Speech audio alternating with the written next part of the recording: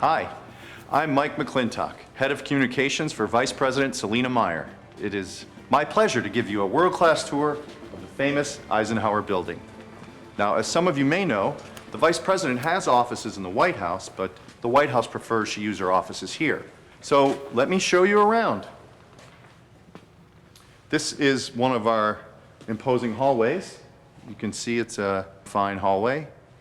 And over here, we have another fine hallway, which is just turning the corner on the same hallway, but you can see it's a great floor, perfect for walking, very wide, like a Parisian boulevard. And here we have high-level chats instead of talks of patisseries and hats and such. And over here, we have the office of Amy Bruckheimer, Chief of Staff to the Vice President. Amy is one of the youngest Chief of Staffs ever. In fact, she's not even old enough to vote yet.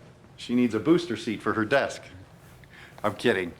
This is where, as you can tell, Amy might hold meetings or do correspondence and so forth. Amy also spends a lot of time with the Vice President in her office.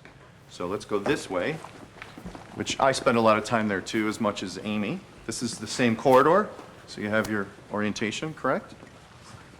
And this, we have the Vice President's office. As you can see, it's very large, as befits high office. And we have bulletproof windows, of course, for safety. Great swivel chair, perfect for swiveling, I would imagine. This is where all the big decisions happen, as well as the President's desk in the White House. But a lot of big decisions here as well. Now, this way, we have what we call the Veep's outer office, also known as the bullpen.